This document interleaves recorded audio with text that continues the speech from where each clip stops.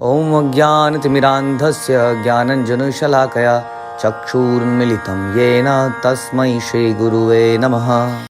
हरे कृष्णा। श्री चैतन्य चरितामृत मध्य लीला chapter 9 प्रयास संख्या 261। तो हमने पढ़ा था कि किस प्रकार से यदि हम श्रवण कीर्तन से आरंभ होने वाली नवधा भक्ति को करते हैं तो हमें भगवान की प्रेममयी सेवा प्राप्त होती है, जीवन की लक्ष्य की सीमा प्राप्त होती है। ये हमने सुना था। ओके। एवं एवं वृत स्वप्रिय नाम कीर्त्या जातानुरोग चित्त उच्चै हसत यथो रोदिता रोति गायत्या उन्माद नित्याति लोक बाह्य।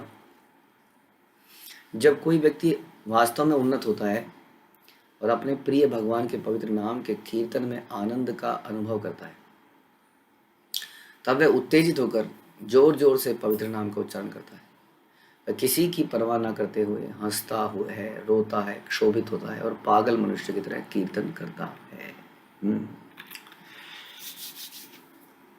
जब मनुष्य को बहुत आनंद आ रहा होता है तब वो ये नहीं सोचता कि ये क्या कहेगा, वो क्या कहेगा, या जिसके अंदर कमिटमेंट होती है गुरु परंपरा के प्रति, प्रॉमिसेस के प्रति, तो ये नहीं सोचता कि है ना कि मैं मेट्रो में जा रहा हूँ और मैं मेट्रो में जाते हुए यदि जब करूँगा तो कौन कौन देखेगा, या मैं कहीं सोसाइटी में जा रहा हूँ हरिनाम कीर्तन करते हुए तो कौन कौन देखेगा मुझे सड़क पे घूमता हुआ, या मैं पुस्तक वितरण करने जा रहा हूँ तो क्या होगा, या मैं जन्माष्टमी के लिए धन एकत्रित करने जा रहा हूँ तो क्या होगा। तो प्रेम एक ऐसी वस्तु है कि आदमी फिर उसमें इतना एंग्रॉस हो जाता है कि वो सोचता नहीं।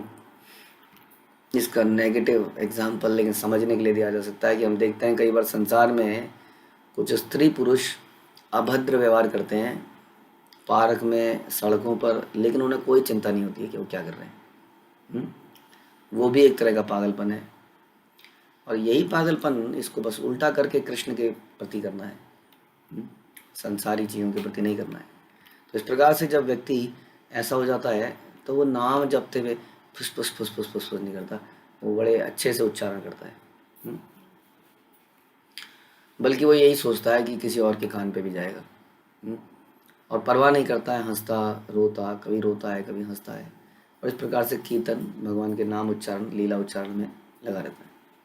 कर्म निंदा कर्म त्याग सर्वशास्त्र कहे, कर्म हेते प्रेम भक्ति कृष्ण प्रभु कभु नहे।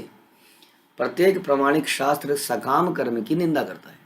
प्रामाणिक शास्त्र अगर होगा तो सकाम कर्म की निंदा करेगा। इसलिए अक्सर हम भगवत गीता में कई चीज़ें सुनेंगे कि वेद ऐसा लगेगा कि वेद जो है, वेदों की भर्त्सना करी जा रही है। वेद गलत नहीं है, वेद का लिखने का कुछ स्पेसिफिक पर्पज़ है क्योंकि अलग अलग लेवल के लोग हैं, लेकिन वास्तव में जो लोग भगवान की प्रेमा भक्ति, जीवन के परम लक्ष्य की तरफ उठना चाहते हैं, उन लोगों के लिए ये सफिशिएंट नहीं है कि वो सकाम कर्म करें, कुछ कर्म कांड करें ताकि धर्म, अर्थ, काम और मोक्ष की प्राप्ति हो। ये जीवन का लक्ष्य नहीं हो सकता एक भक्त का, इसलिए वो सकाम कर्मों में लिप्त होता ही नहीं है। सकाम कर्म अक्सर आपको यही सिखाते हैं। सकाम कर्म के अंतर्गत किया गया कार्य वो धर्म कहते हैं, वास्तविक धर्म नहीं है वो, क्योंकि वास्तविक धर्म तो हमारा कृष्ण का दास है, तो दासत्व में काम करना है, इसलिए उसमें अर्थ कहाँ से आ गया। एक दास को अर्थ कमाने की चिंता नहीं है, मालिक उसको देगा कि जाके तरकारी लेके आओ, जाके फूल लेके आओ, जाके सामान लेके आओ। तो क्या सर्वेंट को चिंता होती है कि मैं लाऊंगा कहाँ से जी?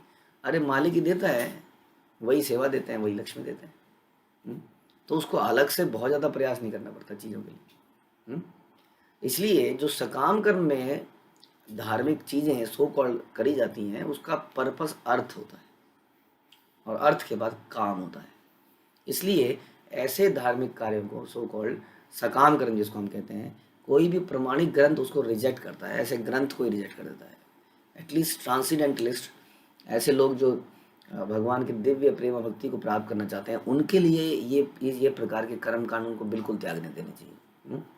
इसलिए हम अक्सर ऐसा बोलते हैं कि किसी प्रकार के देवता की पूजा, किसी प्रकार का रीति रिवाज, ये एक भक्त को तुरंत त्याग देना चाहिए। हाँ, और ऐसे ग्रंथों को तुरंत त्याग, ऐसे छोटी छोटी वो आपके पास होता है पोटलियाँ हों, लाल पीली किताबें हों, उनको तुरंत त्याग देना चाहिए। क्योंकि वो सकाम कर्म के लिए प्रेरित करती हैं। ठीक है, तो प्रत्येक प्रामाणिक शास्त्र सकाम कर्म की निंदा करता है, क्योंकि इससे व्यक्ति असली पर्पस के लिए डेविएट हो जाता है। हमने भगवत गीता में सुना था कि इस प्रकार से ये जो पथ है ये आध्यात्मिक पथ है, और इस पे ये जो हाईवे है इसका एक गंतव्य है, वेयर वी आर गोइंग। उसके बीच में कई सारे एग्जिट आएंगे, हमें कंफ्यूज नहीं हो जाना है। कई सारे अट्रैक्शंस आएंगे, हाईवे आती है ना, ढाबा है जी, कोई होटल है जी, कई सारे अट्रैक्शंस लोग खोल के रखते हैं कि लोग आदमी रुकेंगे तो थोड़ा कुछ करेंगे, पैसा खर्च करेंगे। हाँ, तो इस प्रकार से हमारे गोल क्लियर होना चाहिए। इस प्रकार से सकाम कर्म की निंदा करी जाती है। सभी जगह ये उपदेश दिया गया है कि सारे सकाम कर्मों को त्याग दिया जाए, त्याग ही दिया जाए। फिर हम कहते हैं क्या होगा, ये त्याग देंगे तो कुछ बुरा हो जाएगा, ये हो जाएगा। इसका मतलब अभी भी हमें पर्पस क्लियर नहीं है। पहली बात तो नैनम छिंदंती शास्त्राणी नैनम दहति पावका। आप सभी जानते हैं कि आत्मा का जो अस्तित्व है वो बड़ा ही सॉलिड है, सॉलिड स्टेट में नहीं है। सॉलिड का मतलब है ऐसा है कि जैसे भगवान स्वयं है। आप बताइए, जो ऐसी स्थिति में हो क्या उसका कोई बिगाड़ सकता है? तो क्या बुरा हो जाएगा और क्या भला हो जाएगा, है ना। इसलिए इन सकाम कर्मों को त्याग देना चाहिए, त्याग देना चाहिए, क्योंकि इसके द्वारा जीवन के सर्वोच्च लक्ष्य भगवत प्रेम को प्राप्त नहीं किया जा सकता, बल्कि रास्ते में व्यवधान हो जाते हैं, डिस्ट्रैक्शंस हो जाती हैं। हाँ, इसलिए हमेशा ध्यान रखें, this is not the way. इसको बिल्कुल त्याग देना है। वेदों में 3 कांड या विभाग हैं, कर्म कांड, ज्ञान कांड, उपासना कांड। कर्म कांड सकाम कर्म किए जाने पर बल देता है, किंतु अंततः कर्म कांड और ज्ञान कांड का त्याग कर देना चाहिए और एकमात्र उपासना कांड अर्थात भक्ति कांड ग्रहण कर लिया जाए। कर्म कांड या ज्ञान कांड द्वारा भगवत प्रेम नहीं प्राप्त पाया जा सकता, किंतु भगवान को अपना कर्म समर्पित करके दूषित मन से छुटकारा पाया जा सकता है। इस प्रकार मानसिक कलुष से मुक्त होकर आध्यात्मिक पद प्राप्त किया जा सकता है। उसके बाद शुद्ध भक्त की संगति की आवश्यकता पड़ती है, क्योंकि केवल शुद्ध भक्त की संगति से ही मनुष्य भगवान कृष्ण का शुद्ध भक्त बन सकता है। ऑथोराइज्ड डीलर्स, हाँ, exclusive showroom they have been authorised by the company. यहीं से मिलेगा जी, माल लेना है तो यहीं से मिलेगा।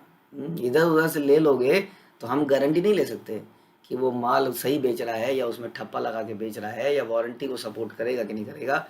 इसलिए ऑथराइज जगह से हैं, devotees are authorise agents of Krishna, उन्हीं से मिल सकता है ये भगवत प्रेम बता रहे हैं, और कहीं से नहीं मिलेगा।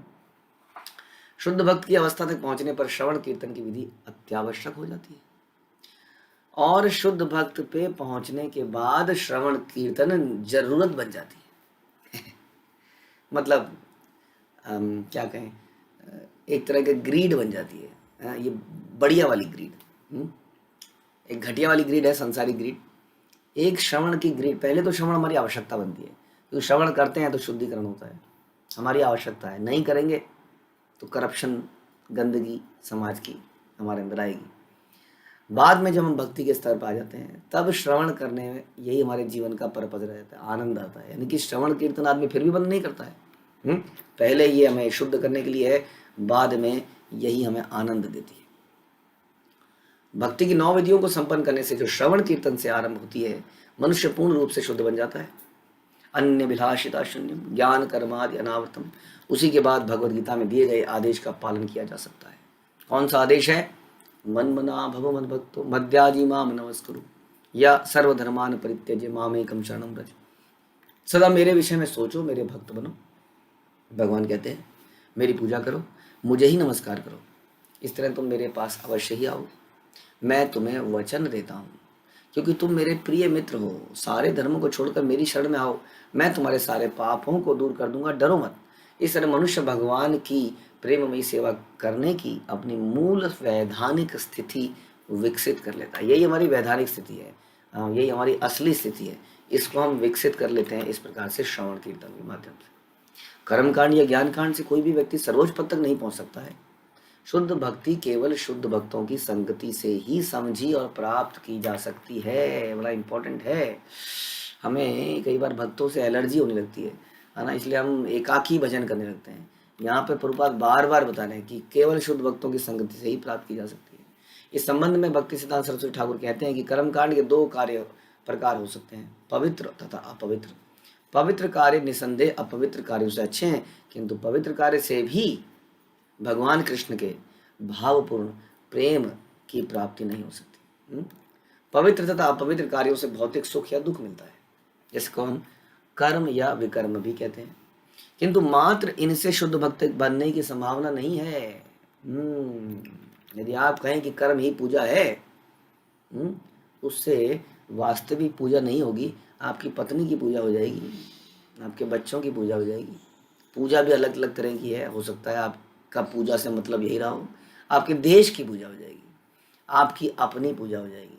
लेकिन भगवान तो कहते हैं मन मना भव मद भक्तो मध्याजी माम नमस्ते। वो तो कहते हैं मेरी पूजा करो। हमने पता नहीं किस किस की पूजा शुरू कर दी है। तो इस प्रकार से इन कार्यों से शुद्ध भक्त बनने की कोई संभावना नहीं है। भक्ति का अर्थ है कृष्ण को संतुष्ट करना। बहुत ही सिंपल। कोई आपसे पूछे what is the meaning of भक्ति, कृष्ण को संतुष्ट करना ही भक्ति है। कोई डाउट नहीं रह जाता उसके बाद। कैसे संतुष्ट करेंगे? हमारे पास जो है उसी से संतुष्ट करने का प्रयास करेंगे। प्रत्येक प्रमाणिक शास्त्र में, चाहे उसमें ज्ञान कांड पर बल दिया हो या कर्म कांड पर दिया हो या वैराग्य के सिद्धांत की सदा प्रशंसा की जाती है। वैराग्य की किसी भी कांड में कम से कम वैराग्य के लिए तो बोला ही जाता है, यानी कि कम से कम अपने को संतुष्ट करने का प्रयास मत करो, क्योंकि वो तो जानवर वाली प्रवृत्ति है। जानवर हमेशा ये सोचता रहता है कहाँ मिलेगा खाना, कहाँ मिलेगा खाना, ढूंढता ही रहता है हमेशा, कहाँ मिलेगा अपोजिट सेक्स जिसके साथ वो संभोग कर सके, कहाँ मिलेगा सोना, यही वो सोचता रहता है हमेशा। तो इसलिए बोला जा रहा है कि वैराग्य तो बेसिक है। किसी भी पद्धति में कम से कम वैराग्य बेसिक है, जिसमें आदमी अपने को ही संतुष्ट करने में नहीं लगा है, अपने शरीर को संतुष्ट करने में नहीं लगा है। कम से कम ये तो हर कोई कहते हैं, यानी कि भक्ति तो इसके वो बहुत ऊपर है। एक बार हम एक व्यक्ति को कह रहे हैं अरे कम से कम अकल करो, क्या कामों में लगे हो, और एक को कहा जा रहा है कृष्ण की संतुष्टि के लिए कार्य करो। दोनों में बहुत फर्क है। इसका सबसे बड़ा वैदिक साक्ष्य है वैदिक ज्ञान का परिपक्व फल श्रीमद् भागवतम। श्रीमद् भागवतम कहता है कि समस्त भौतिक आकर्षण से मुक्त होने पर भी आत्म साक्षात्कार का ज्ञान अच्छा प्रतीत नहीं होता यदि वह अच्युत की धारणा से रहित हो। एक ऐसा व्यक्ति है जिसके अंदर विरक्ति हो गई है, उसने घर बार सब छोड़ दिया है, वो सड़कों में भटक रहा है, लेकिन उसके अंदर भगवान के प्रति आसक्ति नहीं है, तो बता रहे हैं ये व्यर्थ की विरक्ति है। इस विरक्ति का कोई फायदा नहीं है।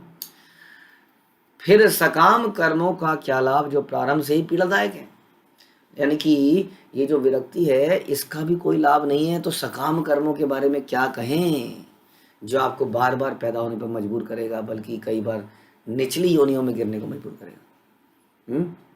ये प्रारंभ से ही पीड़ादायक है, नश्वर है, नश्वर प्रकृति के, यदि उन्हें भगवान की सेवा में प्रयुक्त न किया जा सके। इसका अर्थ यह हुआ कि ज्ञान भी जो कर्मकांड से तो ऊंचा है लेकिन सफल नहीं है यदि भक्ति से रहित है।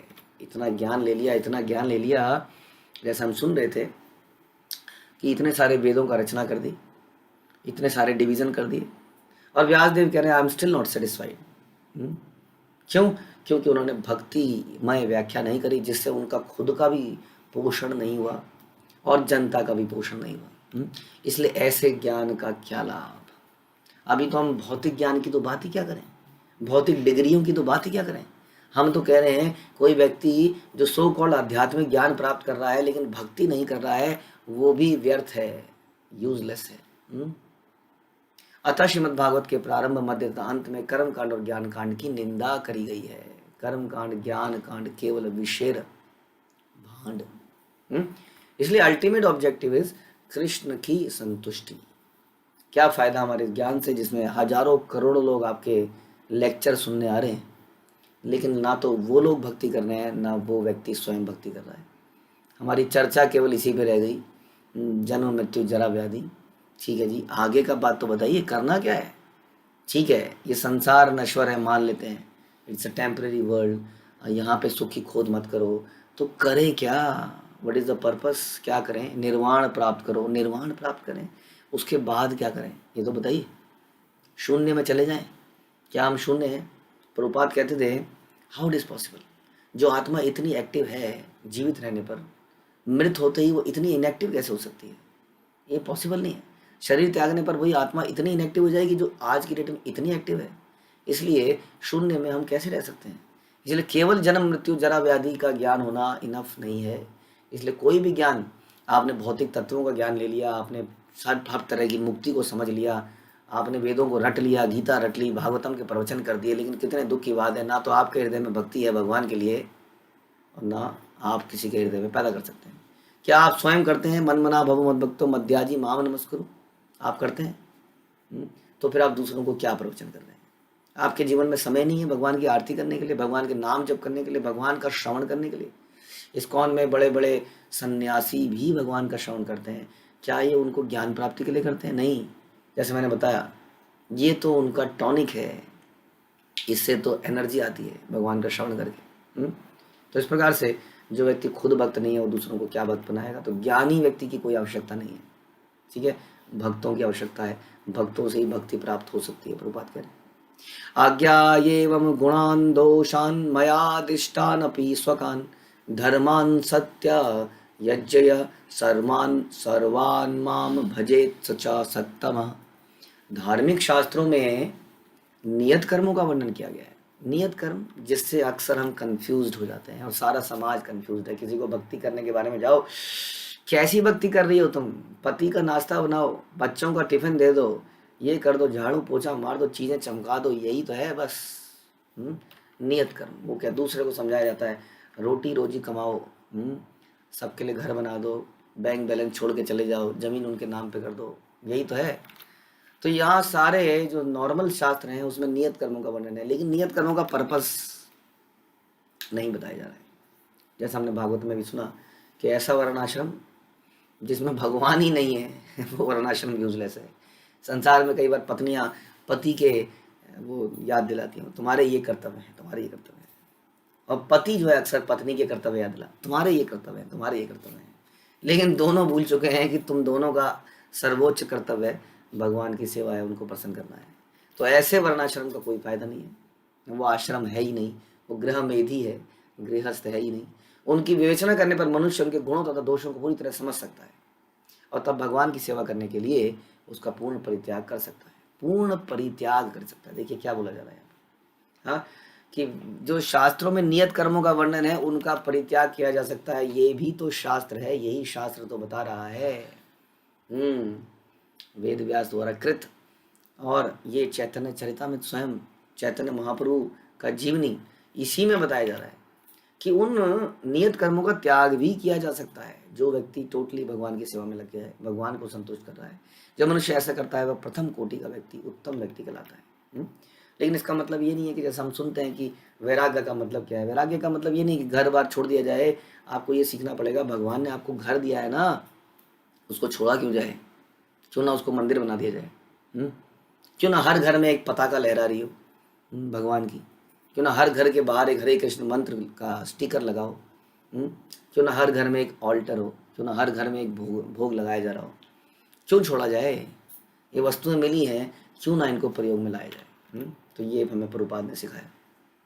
सर्वधर्मान परित्यजे मामेकम शरणम व्रज अहम त्वाम सर्व पापेभ्यो मोक्षयिष्यामि मा शुचः। सारे धर्मों का त्याग कर कर मेरी शरण में आओ। फिर से वही बताया जा रहा है, ये रीति रिवाज, ये सब चीजें जो कृष्ण की तरफ नहीं ले जा रहे हैं उनका त्याग कर दो। मैं डरो मत, मैं आई विल टेक केयर। कौन देवता नाराज होता है मैं देखूंगा, इंद्र नाराज होता है, डोंट वरी, गोवर्धन पर्वत उठा लेंगे, क्या प्रॉब्लम है आपको?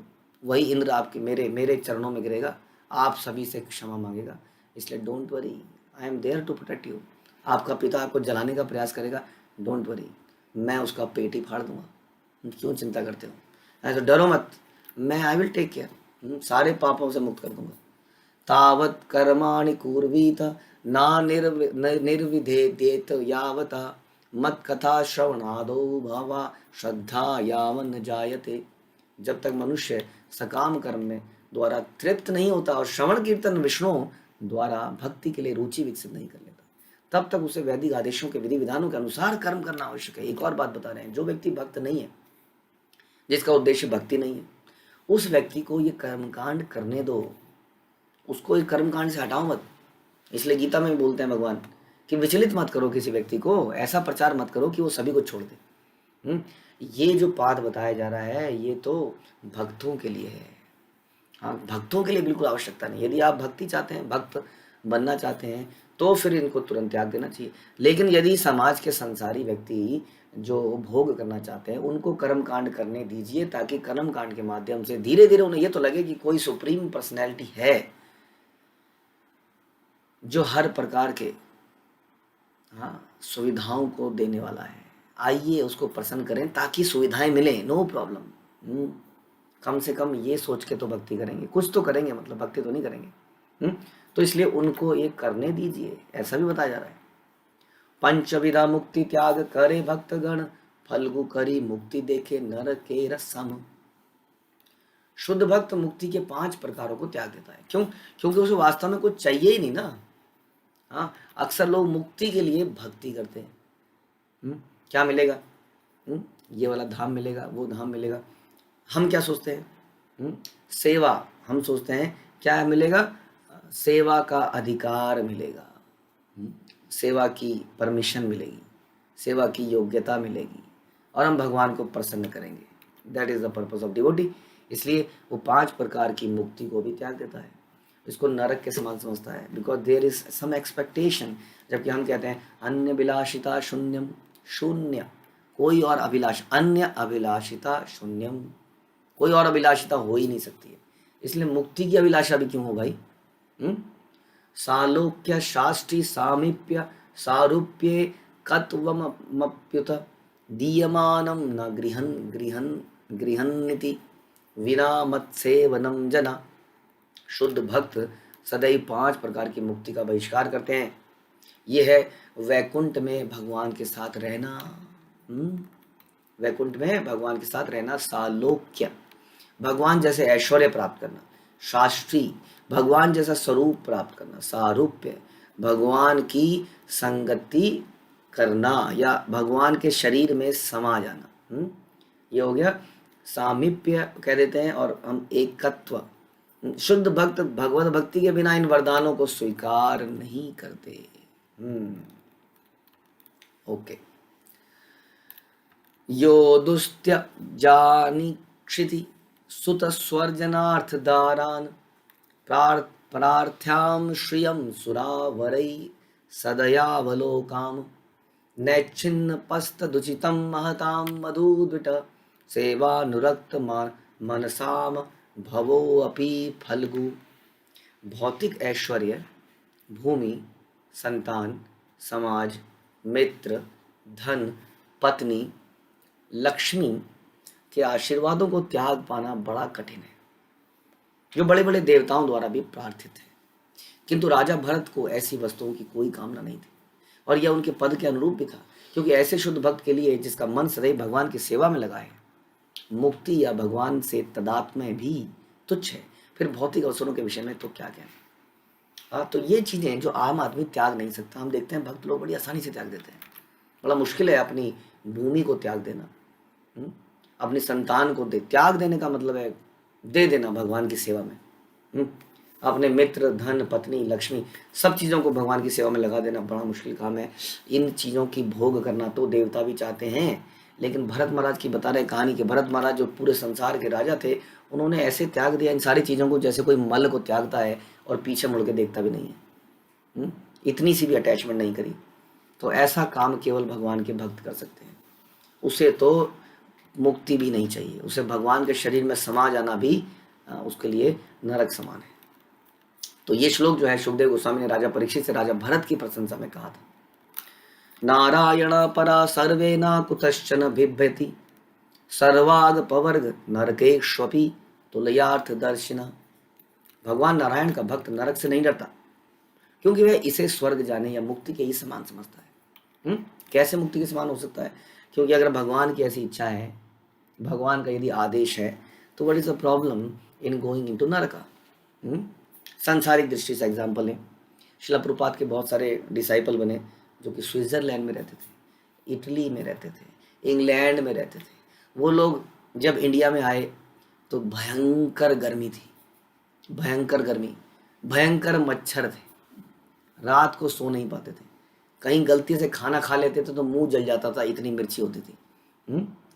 ऐसे ऐसे लोग यहाँ पर आए उनके हिसाब से, क्योंकि शिला प्रभुपाद का आदेश था, इच्छा थी, कृष्ण की इच्छा थी इसलिए उन्होंने इसको अपनाया और आज तक इतने सालों तक वो यहाँ पर रह रहे हैं और यहाँ कंटिन्यूसली आ रहे हैं और यहाँ पर प्रचार कर रहे हैं। भौतिक दृष्टि से बड़ा कष्टदायक था एक व्यक्ति को जो विदेश में रहता हो उसको भारतवर्ष में रहना।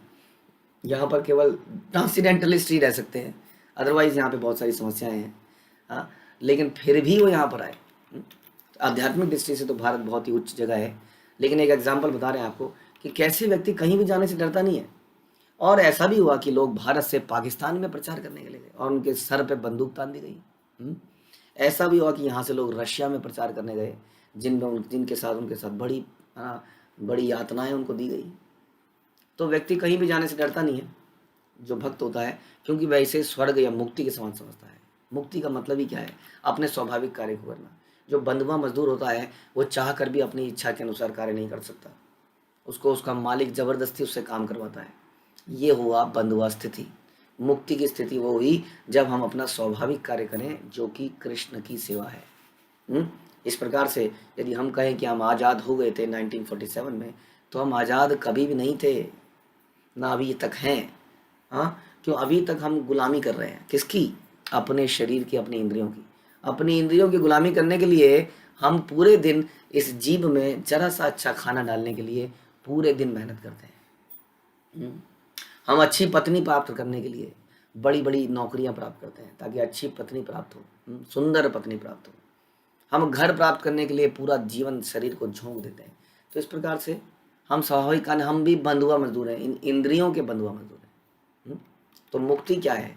जब हम भगवान की सेवा में लग जाएं तो मुक्ति है। सिंपल। ऐसा नहीं है कि मुक्ति मरने के बाद प्राप्त होगी। भगवान नारायण के भक्त इन वस्तुओं को एक सही मानने में अभ्यस्त हैं।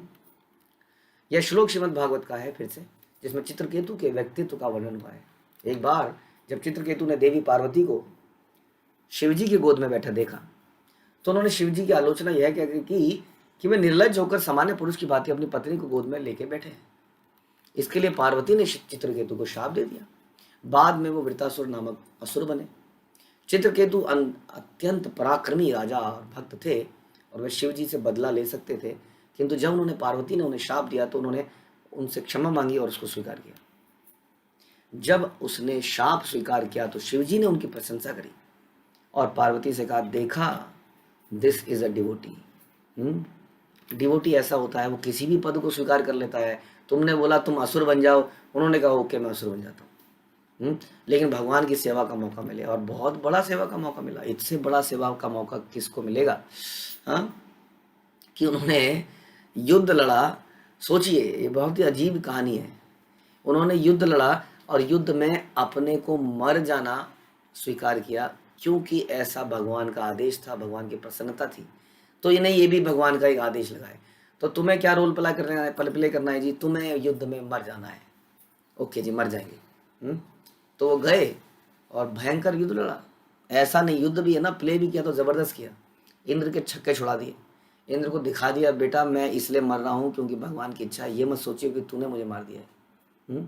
और अंत में इंद्र के हाथ से डर के मारे वज्र छूट गया और उन्होंने बोला वज्र को उठाओ, मुझे मारो। और इस प्रकार से उन्होंने मृत्यु एक्सेप्ट करी। तो इस प्रकार से उन्होंने भगवान की सेवा करी। जैसे हिरण्यकशिपु ने हिरण्याक्ष ने भगवान की सेवा करी उनसे युद्ध करके। तो इस प्रकार से कह रहे हैं कि भक्त जो है किसी भी पद को स्वीकार करने से डरता नहीं है, यदि उसमें भगवान की प्रसन्नता है तो। मुक्ति कर्म दुई वस्तु त्यजे भक्त गण, से ही दुई स्थाप तुमी साध्य साधन। भक्तगण मुक्ति तथा सकाम कर्म, इन दोनों का परित्याग करते हैं। आप इन्हें ही जीवन का लक्ष्य तथा उसे प्राप्त करने की विधि के रूप में स्थापित करना चाह रहे हैं। भक्तगण तो इसको त्याग देते हैं। सुनिए, आपको अगर हम डिस्ट्रैक्ट हो गए कि हम कहाँ पर हैं, हम तत्ववादियों से डिस्कशन कर रहे हैं। तो तत्ववादी जो है वो भगवान की प्योर शुद्ध भक्ति जो हम लोग डिस्कस कर रहे हैं, वो उस एग्जैक्टली उसकी बात नहीं कर रहे हैं। इसलिए उनको बताया जा रहा है कि जो भक्तगण हैं वास्तव में वो मुक्ति और सकाम कर्म को त्याग देते हैं। आप इन्हें ही जीवन का लक्ष्य मान रहे हैं, इन्हीं को प्राप्त करने के लिए कर रहे हैं। तो आम आदमियों से तो आप बेहतर हैं, लेकिन ये सर्वोच्च स्थिति नहीं है। सन्यासी देखिए मोरा करह वचन वंचन, ना कहिला तेई साध्य साधन लक्षण। श्री चैतन्य महाप्रभु उस तत्ववादी आचार्य से कहते रहे, आप मुझे सन्यासी वेश में देखकर मेरे साथ कपटपूर्व आचरण कर रहे हैं। आपने विधि साधन तथा चरम लक्ष्य का सही सही वर्णन नहीं किया। जैसे सार्वभौम भट्टाचार्य को बोला, सार्वभौम भट्टाचार्य आप क्या, ऐसा देख के लग रहा है कि आप वेदांत सूत्र पढ़ रहे हैं, लेकिन आप तो धोखा दे रहे हैं। आप वेदांत सूत्र के नाम पर अपना ही कोई सूत्र बता रहे हैं। वेदांत सूत्र के श्लोक तो बिल्कुल क्लियर है, वेद व्यास की डेफिनेशन एकदम क्लियर है, आपने ये कौन सी डेफिनेशन बना ली है। इसी प्रकार से चोर उच्चकों ने भगवत गीता का संस्करण निकाल दिए हैं। भगवत गीता बहुत प्रचलित हो गई है, हर जगह पहुंच गई है, लेकिन भगवत गीता के अंदर वो कोई अपना ही गीता पढ़ा रहे हैं जो भगवान के तात्पर्यों से वास्तव में बिल्कुल भिन्न है। तो इसी तरह से आप बता रहे हैं, तुम क्या बता रहे हो, तुम तो मेरे साथ कपट कर रहे हो। हम तो कपट को पहचान भी नहीं सकते। चैतन्य महाप्रभु स्वयं भगवान थे, वो कपट को पहचानते थे। हम क्यों इतना एक्सपेरिमेंट करें, क्यों हम इधर उधर जाएं, जब हमें एक ऐसी परंपरा मिली है जिसमें स्वयं चैतन्य महाप्रभु थे, जिसका रिजल्ट हम देखते हैं लोगों के जीवन में कि वो तुरंत भक्त बन जाते हैं। तो why should we do any experiment. क्यों ना भगवान की प्रसन्नता इसी में है कि भक्तों की प्रसन्नता हो। भक्तों की प्रसन्नता के लिए, शिला प्रभुपाद की प्रसन्नता के लिए क्यों ना उनके ग्रंथों को पढ़ा जाए। किसी और के ग्रंथ को पढ़ के क्या प्रभुपाद प्रसन्न होंगे? यदि प्रभुपाद प्रसन्न नहीं होंगे तो क्या कृष्ण प्रसन्न होंगे? यदि हमने गुरु आश्रय लिया है तो क्या ये दायित्व तो नहीं बनता कि हम उनके ग्रंथों को पढ़ें और उनसे लॉयल रहें? अदरवाइज कौन कपट कर जाएगा हमें पता नहीं चलेगा। शोनी तत्वाचार्य हैला अंतरे लज्जिता, प्रभुर वैष्णवता देखी हैला विस्मिता। श्री चैतन्य महाप्रभु की बात सुनकर तत्ववादी संप्रदाय का आचार्य अत्यधिक लज्जित हो गया। वैष्णव धर्म में श्री चैतन्य महाप्रभु की दृढ़ श्रद्धा को देखकर वह आश्चर्यचकित था। वास्तव में समाज में ज्ञानी लोग अपना सत्ता स्थापित कर देते हैं, और वो सोचते हैं कि भक्त लोग मूर्ख हैं, जबकि वो जानते नहीं है कि भक्ति करने से सारा ज्ञान स्वतः आता है। और जब ऐसा भक्त अपना मुंह खोलता है तो ज्ञानी भी भौचक्के रह जाते हैं। तो एकदम से लज्जित हो गए, उनकी इतनी दृढ़ श्रद्धा देखकर आश्चर्यचकित हो गए। आचार्य कहे तुम ये कह से ही सत्य हाया, सर्वशास्त्रे वैष्णव मेरा यही सुनिश्चय। तत्ववादी आचार्य ने उत्तर दिया, आपने जो कहा वह सत्य है। वास्तव में ऐसा नहीं है कि माधवाचार्य ऐसा थे, ये थोड़ा थोड़ा बीच में डेविएशन आ जाती है। जैसा हमने सुना माधवाचार्य तो खुद ही उड़प्पी कृष्ण की सेवा करते थे और अच्छे भक्त थे। तो तत्ववादी आचार्य ने उत्तर दिया कि आपने जो कहा वह सत्य है, ये सारे प्रमाणिक वैष्णव शास्त्रों का निर्णय है। मालूम तो है, लेकिन कहीं डेविएशन आ गया था। यही होता है जब हम भक्तों के साथ होते हैं तो वही सारी चीज़ें हम पढ़ रहे होते हैं, लेकिन हमारे दिमाग को स्ट्राइक नहीं कर रही होती। आपको क्या लगता है कि जब लोग पढ़ते होंगे सुख संपत्ति घर आए हुए कष्ट मिटे तन का, कई लोगों के दिमाग में आता तो होगा, यार ये पढ़ क्या रहे हैं हम, पता नहीं, चलो सारे ही पढ़ रहे हैं, कोई बात नहीं, पढ़ लेते हैं। जिस दिन उसको भक्त कोई बताता है ये बात, तब उसको रियलाइज होता, हाँ यार मैं इतने सालों से पढ़ रहा हूँ, मेरा दिमाग खराब था, मैं पढ़ क्या रहा था। तो आप तो बिल्कुल सही कह रहे हो, और वो तुरंत उसको छोड़ देता है। लेकिन जो है चिपकने वाला गोंद की तरह एक व्यक्ति वहीं चिपका रहता है, नहीं है तो हम करते हैं, हम तो ऐसे ही करेंगे। वो नहीं कर सकते सर्वधर्मान परित्यज्य। तो इस प्रकार से जैसे ही इन्होंने सुना चैतन्य महाप्रभु से, इनको रियलाइज हुआ, yes you are saying right. Sarvabhauma Bhattacharya ने जैसे चैतन्य महाप्रभु सुना, अरे आप तो बिल्कुल सही कह रहे हैं, मैं इतने दिनों से क्या पढ़ रहा था, ये तो मैंने पढ़ा है जो आप बोल रहे हैं। ऐसे भक्त के अंदर इतना इतना जल्दी परिवर्तन आना चाहिए वास्तव में। तथापि मध्वाचार्य ये करी याचे निर्बंध, से ही आचार्य सबे संप्रदाय संबंध। तो भी मध्वाचार्य ने हमारे संप्रदाय के लिए जो सूत्र निश्चित कर दिए, हमें उन्हीं का पालन संप्रदाय की नीति के रूप में करते हैं। अब हम क्या करें, मध्वाचार्य ने हमारे लिए कुछ सूत्र बनाए, हमें उनको पढ़ना पड़ेगा ना गुरु परंपरा में। अब क्या कहें, तो प्रभु कहते हैं, प्रभु कहे कर्मी ज्ञानी दोई भक्ति ही ना, तोमार संप्रदाय देखी से ही दोई चिन्ह। चैतन्य महाप्रभु ने कहा सकाम कर्मी तथा ज्ञानी दोनों ही अभक्त माने जाते हैं, हमें ये दोनों आपके संप्रदाय में दिखते हैं। स्वयं भगवान ही जब बोले तो कौन उसको जुटला सकता है। भगवान कह रहे हैं हमें आपके संप्रदाय में सकाम कर्मी और ज्ञानी दिख रहे हैं, कुछ गड़बड़ हो गई है संप्रदाय में, कुछ मिश्रण हो गया है। ऐसा ही मिश्रण हो जाता है जहाँ एज इट इज़ फॉलो नहीं किया जाता। आज भी हम लोग इस्कॉन में अपने आप को कहते हैं, और प्रभुपाद की पुस्तकें पता नहीं पढ़ते हैं कि नहीं पढ़ते हैं, लेकिन पढ़ते भी हैं तो उनके पर्पट्स को पढ़ के भी हमारी चेतना जागृत नहीं होती। प्रभुपाद हमें बहुत आदेश देते हैं, कई तरह की चीज़ें करने को बोलते हैं, लेकिन क्या हम उसको कर रहे हैं? हम कुछ और ही कर रहे होते हैं। इस प्रकार से संप्रदाय में मिश्रण आ जाता है। तो बड़ा इंपॉर्टेंट है कि एज इट इज हम फॉलो करें। सभी एक गुण देखी तोमार संप्रदाय, सत्य विग्रह करी ईश्वर करह निश्चय। मुझे आपके संप्रदाय में जो एकमात्र गुण दिखता है वह यही है कि आप लोग भगवान के अर्चा विग्रह को सत्य रूप मानते हैं, बस, नथिंग एल्स। ये बात तो आपके अंदर मुझे दिख रही है, लेकिन बाकी चीज़ों में गड़बड़ है। चैतन्य महाप्रभु ने मध्वाचार्य संप्रदाय के तत्ववादी आचार्य को यह बता देना चाहा कि उनका संप्रदाय आचरण शुद्ध भक्त के अनुकूल नहीं है, क्योंकि उसे सकाम कर्म तथा ज्ञान के कलमश से रहित होना चाहिए। जहां तक सकाम कर्म की बात है, ये कलमश जीवन के उच्चतर स्तर तक ऊपर उठने की इच्छा करना है। ज्ञान का कलमश परम सत्य में विलीन हो जाने की इच्छा करना है। मध्वाचार्य का तत्ववादी संप्रदाय वर्णाश्रम धर्म के सिद्धांत को मानता है, जिसमें सकाम कर्म निहित होता है। जो वर्णाश्रम को ही सब कुछ मानते हैं, उसमें वो परम उद्देश्य नहीं है। यानी कि वर्णाश्रम को मानते हैं मतलब अपने अपने आश्रम में रहो जी, अपने अपने काम करो, थोड़ा सवेरे घंटा बजा के आ जाओ, शाम को जाते हुए कुछ बूंदी हलवाई से लो, कुछ चढ़ा के आ जाओ, हो गया बस। किसी हफ्ते में एक दिन व्रत रख लो, तो ये इनफ नहीं है। ये तो धर्म अर्थ काम मोक्ष वाला सिद्धांत है। उनका चरम लक्ष्य मुक्ति मात्र एक प्रकार की भौतिक इच्छा है। मुक्ति भी भौतिक इच्छा है। शुद्ध भक्त को सभी तरह की भौतिक इच्छाओं से मुक्त होना चाहिए, वो केवल कृष्ण की भक्ति में लगा रहता है। तो भी चैतन्य महाप्रभु को इस बात की प्रशंसा थी कि मध्वाचार्य संप्रदाय अथवा तत्ववाद संप्रदाय भगवान के दिव्य रूप को स्वीकारता है, इसलिए देयर इज अ चांस कि वो भक्त बन जाए। यह वैष्णव संप्रदाय की सबसे बड़ी विशेषता है। इसलिए वैष्णव तो माने जाएंगे, इसलिए कहते हैं कि वैष्णव तो सारे, जो कृष्ण को मानता है, जो कृष्ण को भगवान माने कह सकते हैं, वो भी वो वैष्णव ही है। लेकिन सारे लोग ऐसी शुद्ध भक्ति नहीं करते जैसे कि चैतन्य महाप्रभु ने बताई है। या तो मायावाद संप्रदाय ही है जो भगवान के दिव्य स्वरूप को नहीं मानता। इसलिए मायावादियों से तो उनको तो देखना भी नहीं है।